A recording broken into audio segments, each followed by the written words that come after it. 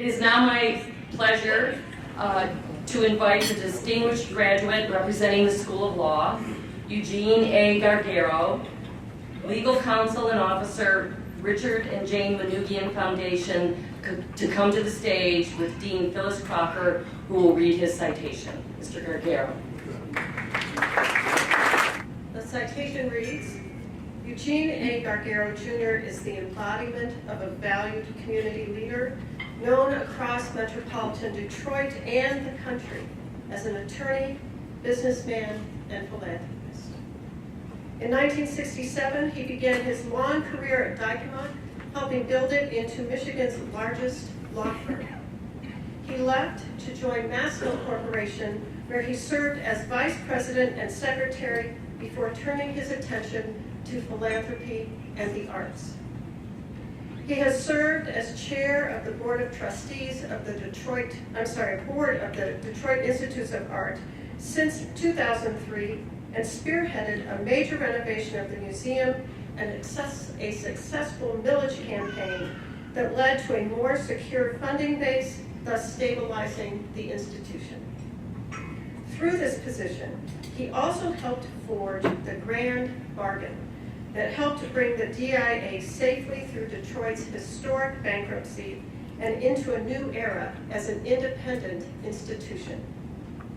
He and his wife, Mary Ann, have been honored by the DIA with its Lifetime Service Award.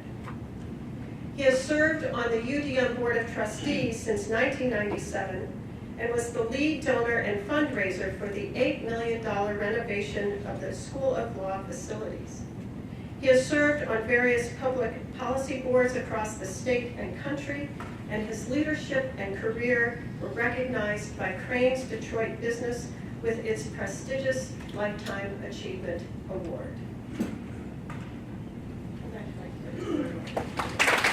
President Garibaldi, Dean Crocker, and Chairman Lewis, I'm really very, very honored to be here this evening and be the recipient of this marvelous award. As Michael said, we are truly, the rest of the awardees and yours truly are in very, very good company. I always find on evenings like this that it's good to travel with your cheering section, and thank those of you who are here on my behalf. I've seen many wonderful friends and fellow alumni, and it's a real treat. I had a little warm-up for this evening last fall when Carol Garibaldi chaired the Jesu School Alumni Award evening. And I was fortunate to be a student at Jesu for many years, so I'm on my home court tonight here with all of the other wonderful U of D alum. I'm really accepting this award this evening for members of the Gargaro family and the Scallon family, my mother's family. I'm sure if we looked in the records, we could find many members of my family who've had the same great experience I've enjoyed.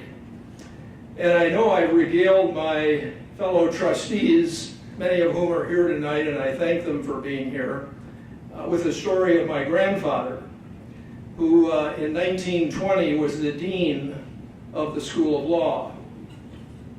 And those of you who are familiar with the history of the university, and I remember well because Dean Crocker has my grandfather's portrait hanging prominently in the School of Law, and as a student there I would walk by it daily and take one look, and I knew this was very serious business I was engaged in. But my grandfather in 1920, as the history recounts, November 1920, accompanied Father McNichols from Detroit. They drove out to the corner of McNichols and Livernois, which was a large farm in those days. My grandfather, as I mentioned, was the counsel for the university, and that was the day they were going to buy the land that we now know as our campus. I'm told the farmer was not a believer in banks, So the purchase price was $120,000, which was quite a bit of money in those days. And they had $100,000 in $100 bills and $20,000 in $50 bills. And as the story is told, my grandfather was driving the car with Father McNichols holding this black satchel with all of the cash in it.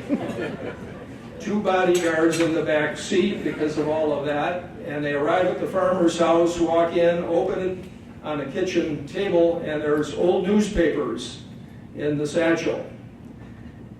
They looked around, and all of a sudden Father McNichols starts taking money out of his pockets, his socks, his coat. He didn't trust anybody at that time. So all of a sudden $120,000 appeared on the table. They signed the deed, and the rest is the wonderful history of what's happened here all those years. So it's very meaningful for me to share this evening with all of you. Anything I've accomplished has been the product of my wonderful experience here at the School of Law over the years. I've truly enjoyed continuing that relationship as a member of the Board of Trustees. I think we should all be thrilled with what's happening in our city. We're a very, very instrumental part and a major institution in this good news story, which is an international good news story. And I think the best days of UDM are yet to come. And I hope we all join in seeing the fruition of all of our efforts. So thank you very, very much again for this wonderful recognition.